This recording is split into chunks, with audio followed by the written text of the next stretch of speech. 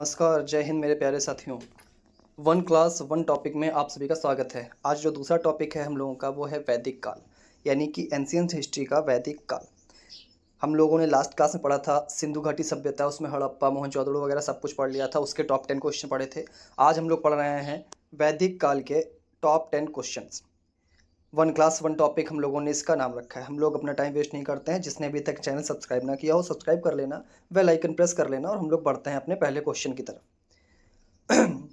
आज का जो पहला क्वेश्चन है, हाँ ये देखिए, अब साफ नज़र आ रहा होगा। ऊपर क्या है वो मैक्स का कुछ दिखा रहा है, जबकि ये साइन इन हो चुका है, फिर भी वहाँ पर कुछ इंडिकेट कर रहा है। इसको दिखवाते हैं हम। चलिए, लेकिन संघर्ष है, ये सब चीज़ें तो आती रहेंगी। इन सब से परे होके ही हम लोगों को निकलना है। जो इसमें फंस गया वही यहाँ पे रह जाता है, जो इससे निकल गया वही मंजिल को जीत लेता है। पहला क्वेश्चन हम लोगों का, उत्तर वैदिक साहित्य के अनुसार, इसका हम लोग साइज थोड़ा पहले कम कर लेते हैं। हाँ, उत्तर वैदिक साहित्य के अनुसार भारत के 3 व्यापक विभाजक कौन कौन से? देखो, उत्तर वैदिक काल के 3 विभाजक कौन से थे? आप लोगों ने गाना वगैरह में सुना होगा, रामायण वगैरह में कहता है आर्यावर्ते मध्यवर्ते। तो आर्यावर्त तो कन्फर्म है कि पहला आर्यावर्त होगा, तो यानी कि आपके 2 ऑप्शन कट गए। ये एलिमिनेट करने का तरीका है। फिर आर्यावर्ते मध्य देश से और दक्षिण पथ, तो ये होगा। मध्य देश था, मध्य प्रदेश नहीं था। मध्य देश पर, ये मध्य प्रदेश तभी बना है, पहले मध्य देश था, पूरा देश का मध्य हिस्सा, दक्षिण पथ और आर्यावर्त। तो आपका पहला आंसर कौन सा हो जाएगा? Option number A.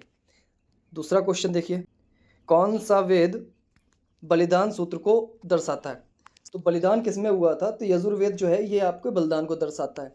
वहीं पे हम लोग अथर्ववेद को बात करें तो ये है जादू टोना का। हम लोग ऋग्वेद की बात करें तो ये सबसे पुराना वेद है। सबसे पुराना वेद पूछा जाए तो ऋग्वेद है। और सबसे छोटा वेद पूछा जाए तो कौन सा है? सामवेद। हमारे टोटल वेदों की संख्या 4 है, अथर्ववेद, ऋग्वेद, यजुर्वेद और सामवेद। ये चारों के वेद मैंने बताए हैं।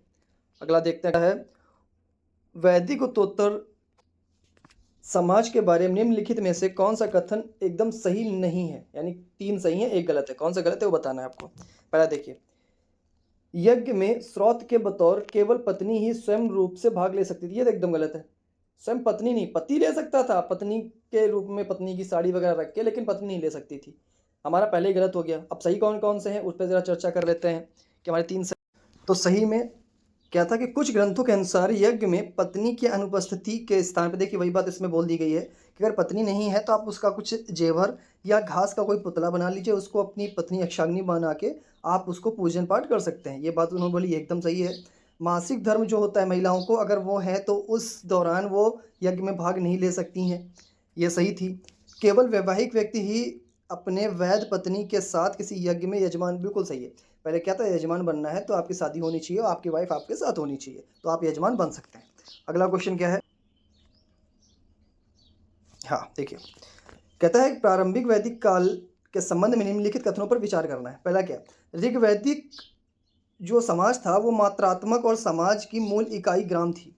देखिए पहली बात तो बता दें, ऋग वैदिक काल जो था वो मात्रात्मक नहीं था, पित्रात्मक था। अभी हमने बताया था कि माता अगर अकेली है तो वो यज्ञ में भाग नहीं लेगी। पुरुष ले सकता है लेकिन माता नहीं ले सकती। तो मात्रात्मक नहीं था, पित्रात्मक था। तो पहला तो गलत हो गया।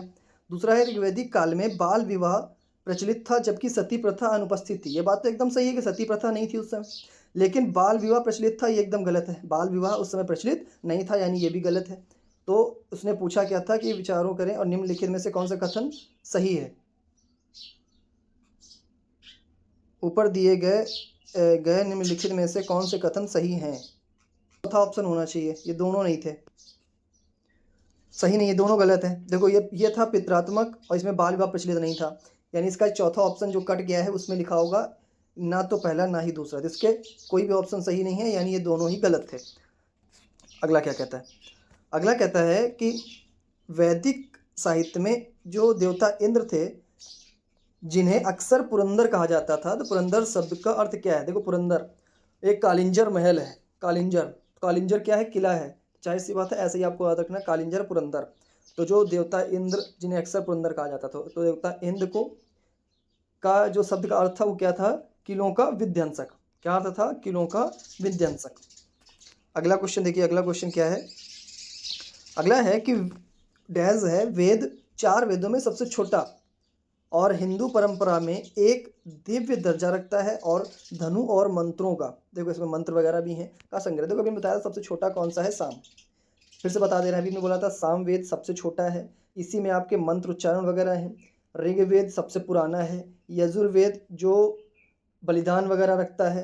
अथर्ववेद जिसमें जादू टोना टोटका वगैरह होते हैं। इसका सही आंसर कौन सा हो जाएगा, ऑप्शन नंबर 4, यानी सामवेद सबसे छोटा है।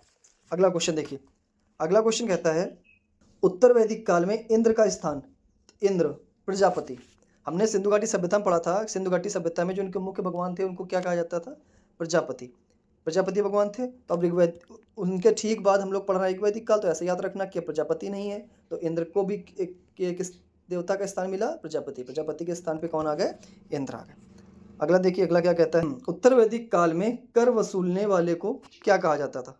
तो कर वसूलने, देखो इसमें दो में आप लोग दिक्कत होगी, या तो आप सूत सोच रहे होगे या भागदूत सोच रहे होगे। इसका सही आंसर क्या है, भागदूत।